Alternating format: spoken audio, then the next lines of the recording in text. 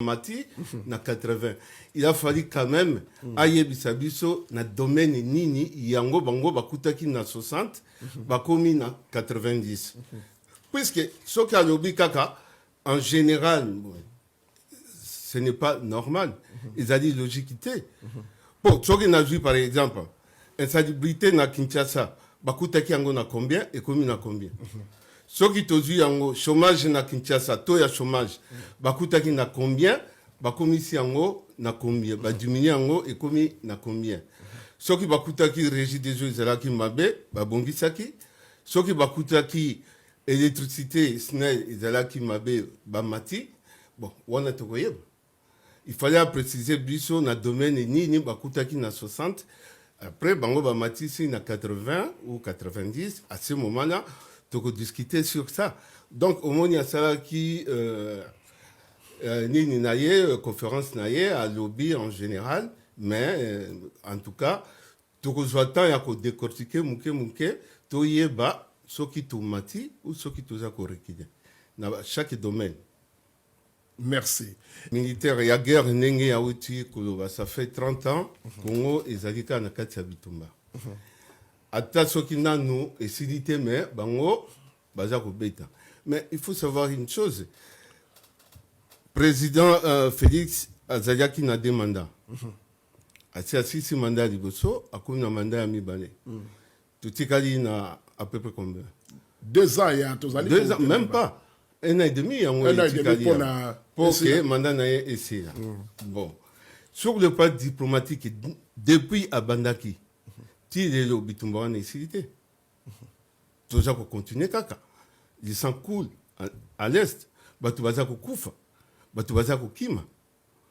Bon, il y a l'obli que non, tobeti bango mais tobeti bango ndengeni. Mais il faut savoir aussi une chose. Ce qui guerre wana ezali ko dire ndenge ezali wana. C'est puisque derrière cette guerre là, il y a des intérêts financiers.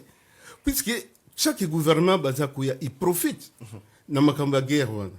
Il ne fait que prolonger guerre wana. Bazaku mettre fin à la guerre wana te pour nani. Il y a des détournements. Bakolo baba to sombi mindo kiboye. Pour na yo gouvernement des ali ko poussa guerre wana pe wumela. En tout cas, ngana zomo naka yango. Puisque to banda même à tant époque balobi 30 ans. Mais est-ce que Bitumba wana sur le plan diplomatique, on ne peut pas finir cette guerre dans 30 ans? Il y a un problème. Ce qui guerre wana eza aussi la té jusqu'à aujourd'hui. Il faut savoir ça profite à qui? Guerre wana. La population meurt. La population eza kokufa kaka nzala, batu baza kokufa. Mais le gouvernement, ces gens-là, et ils s'enrichissent. Baza kotonga bandaku, baza koiba, baza ko gonfler ba montant. Aussi longtemps que guerre ezali, aussi longtemps que bango baza koiba, aussi longtemps que bazolinga bazala kaka wana. Donc le problème est la guerre wana sur le plan diplomatique. Si c'était une réussite, ne guerre wana inga kesi la bandaka. Moi je trouve que au niveau de la guerre, ce n'est pas vraiment, même au niveau de la diplomatie, ce n'est pas vraiment une réussite. Je ne sais pas, réussite na bango ezali pour nanini, puisqu'on ne voit pas les effets sur le terrain. Et donc,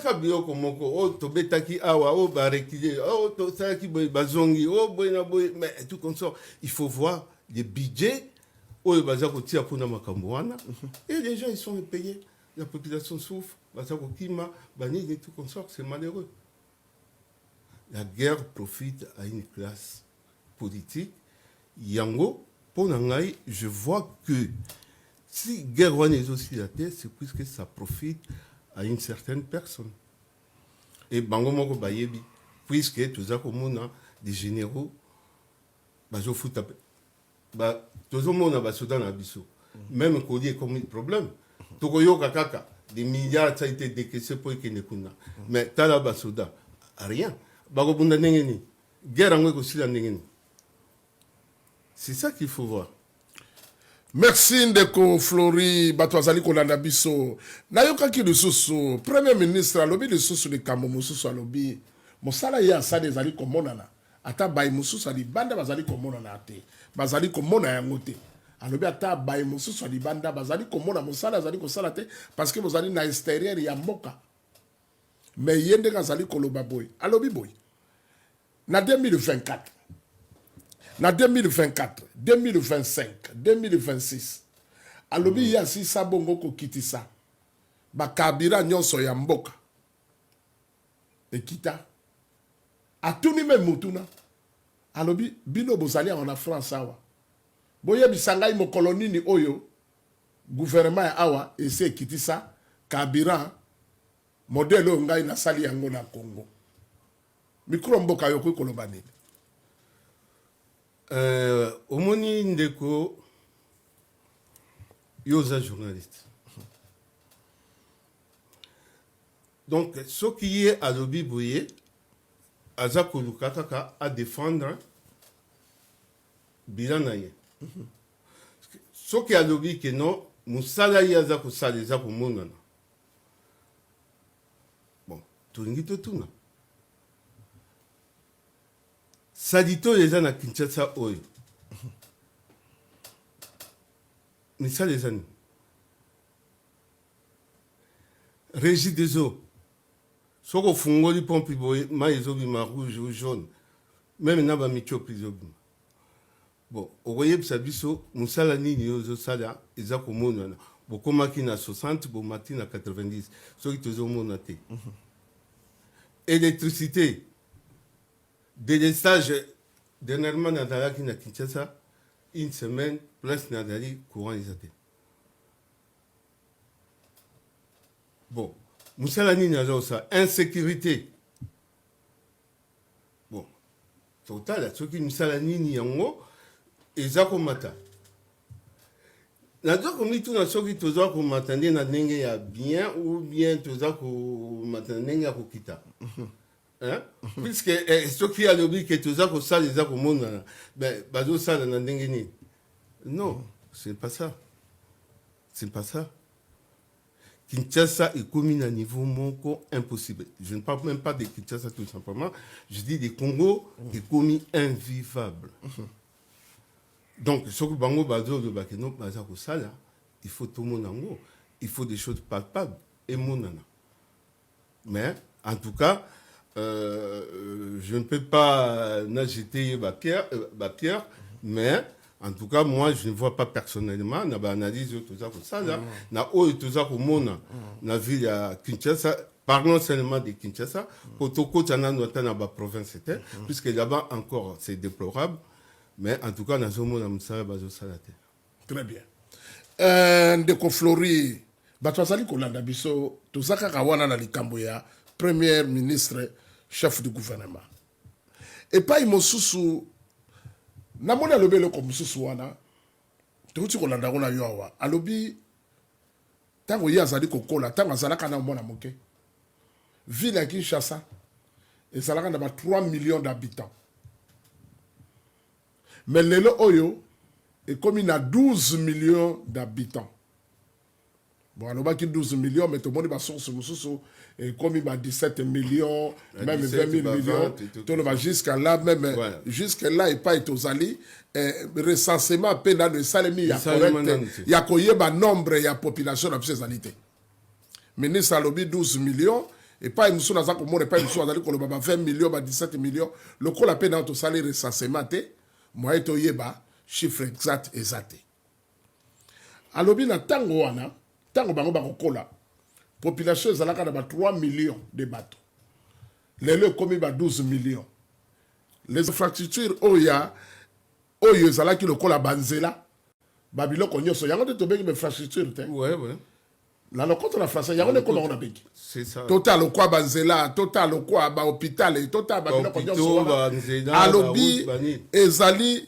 etikala kaka le même alobi ti lelo ba infrastructure wana ezali kaka yakala elingi koloba alobi ke tango ya kola na tango wana population ezalaki na 3 millions de bateaux lelo komi na ba 12 millions mais makambo nyonso banzela biloko nyonso ezali kotikala kaka yakala yango ezali komona ezali kopesa ke lelo bomona ba embouteillage bomona makambo muso na Kinshasa ezali surpopulation ya bato okoki koloba nini likambo premier ministre alobaki na point na koloba nini ndeko na ngai ezali pasi mpe mawa mpo soki alobi na ntango azalaka ezalaki 3 millions sikoyo na ville ya Kinshasa obe na ville ya abana parler sur Kinshasa elle a parlé sur la Kinshasa. ville de Kinshasa. Ouais. Le problème ezali que omoni au jour d'aujourd'hui na Congo chômage est commis à niveau moko je ne sais même pas dire incontrôlable. Mais ça les a raté. Tout le monde a awat. Gouvernement moko eleki ils ont créé que non mais voilà on a créé 5000 emplois de jeunes. On a fait ceci. Il y a monde tout le monde. Bon, bango ba yebisi biso que non population comme c'est tout à fait normal les gens bazo ko botama batu baza ko botama la population augmente et c'est tout à fait normal. Mais rod na ye ya bango ezalini. C'est pour adapter ba infrastructure na niveau ya ba population ndenge za kokene.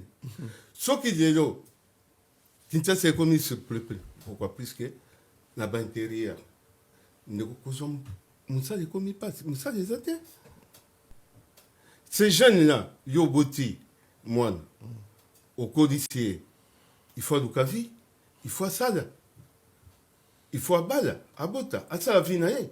Mais nous ça les athées, à Kolukani, à Koluka, à se déplacer, à que de côté, à côté que Moussala.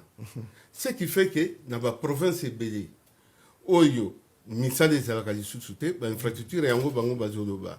Ils ont dit sous praticabilité, balongwe kuna. Bazoya sikoyo exode vers Kinshasa. Kinshasa. Yango wana Kinshasa est commis sur peuple.